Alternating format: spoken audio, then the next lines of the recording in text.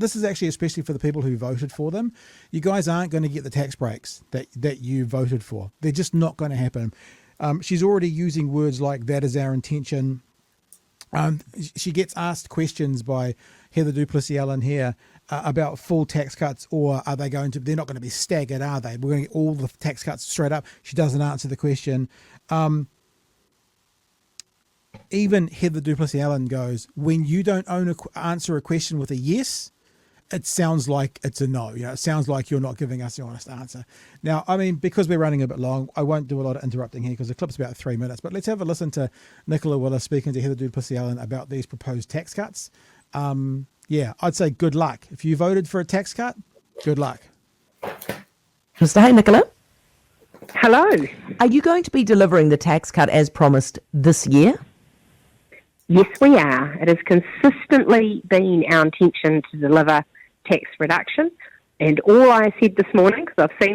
Tax reduction, not the tax reduction we promised, tax reduction. They might have promised $50 and they might give you $1. We promised tax reduction. You've written a column saying, maybe we're backtracking. We're absolutely not backtracking. All I've said is, as is proper, that is subject to two things. One, that we get the detailed design right, and two, that it goes through a cabinet process. So those two things... Remember, cabinet process involves ACT and New Zealand First. No guarantees. Underway, and I can assure you, tax reduction for working New Zealanders will be the centrepiece of our budget. So anyone listening, be confident. The government's on your side. You'll be keeping more of what you earn. Okay, and this is the full tax cuts as promised, not staggered, all of it this year. Well, as you know, the coalition agreement had a requirement that we work with ACT on looking at concepts of their tax plan and how they could be integrated. So are we going to get what you promised us, Nicola? Well, we'll run it by ACT and see what they say and answer that in a few months. Integrated with the tax plan. National took to the election. Obviously, there were other aspects of the coalition agreements with New Zealand First and ACT that both the tax and fiscal plan that National campaigned on have been altered in various ways. But at its heart, we remain committed to personal income tax reduction so that New Zealanders will keep more of what they earn. What have you compromised on then? Oh, well, we've already made all of that clear in the coalition agreements. There were various changes. So, for example, we've backtracked from the foreign buyers tax. At the same time, we've added a commitment to increase the revenue that IRD gets from compliance audits to make sure those who owe tax are paying it. So there have been various changes to the various party positions, and taken together, it makes me very confident that we can responsibly and affordably fund a significant package of personal income tax reduction in this budget. I mean, significant, no number, significant. That's all these words which are very, very, very movable. They're very jelly-like. What is significant? What does that mean? For the most part, we don't really care.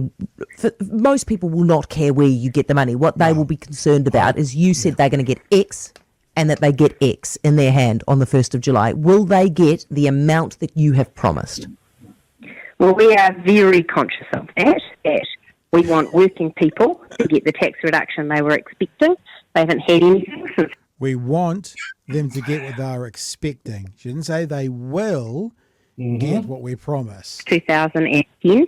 And obviously what we've agreed to do as part of our coalition agreement is to look at our tax packages and make sure that we're meeting the various commitments of the political parties. And at its heart, we know that individuals will judge us by whether or not they get the amount of money they were hoping for. Yeah, well, see, this is the problem is I'm saying to you, are people going to get what they were expecting? You don't just say yes. Is there a reason for this? Well, yes, they will. But as I said at the beginning, Heather, I have to be careful here because the final design of the tax package hasn't been agreed to by Cabinet. No, that's okay. And you can keep the design to yourself for now. But if person X is expecting $70 or whatever it is, are they going to get what they are expecting? That is our intention. That is the worst line and the worst answer ever. That is our intention. Just be clear, national voters, they are not going to deliver what they promised you. And if you voted for tax cuts, you have been bamboozled. Hearing from me is not someone who's backtracking from tax reduction. Sounds can like I it, though, just be clear?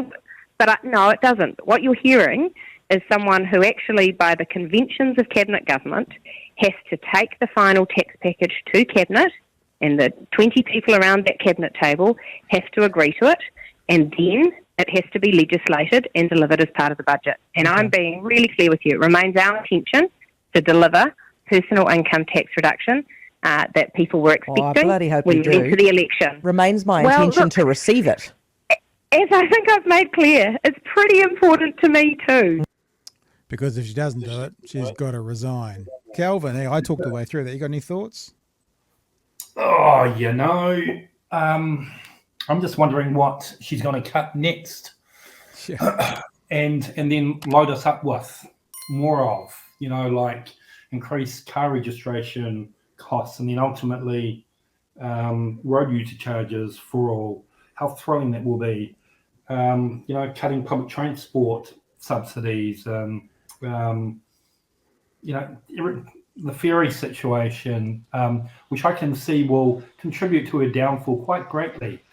That being in a very fragile state of affairs at the moment, obviously, I get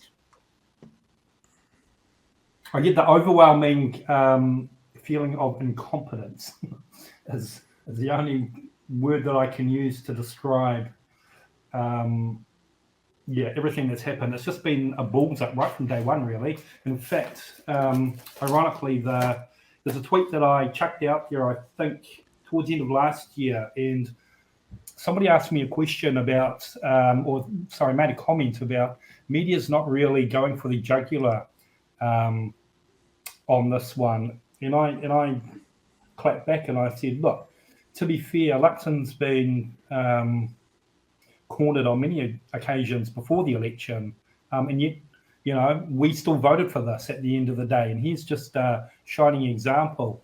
And that was the whole fiasco around the many, many thousands of people that were supposedly going to be receiving a $250 per week tax cut that turned out to be, I can't even remember the number. It's not even worth Up to mentioning. $240 a fortnight. We were one of the very few organisations that pointed that out on day one, and everyone else caught up with it about 6 weeks later. Yeah. And that started to take off again. So we come back to that whole, buyer's remorse thing. They just keep fucking it up. There's no other way to put it. Every day with this government, it's either Luxon for the most part, or it's Peters, or it's bloody Seymour. They just can't seem to get it together and have something positive happen for them and leave us all feeling with a tinge of hope. You know what I mean? I mean, the thing is, right, I think as someone who is an honest actor in this whole thing, and I'm fully, will give people grace when grace is needed.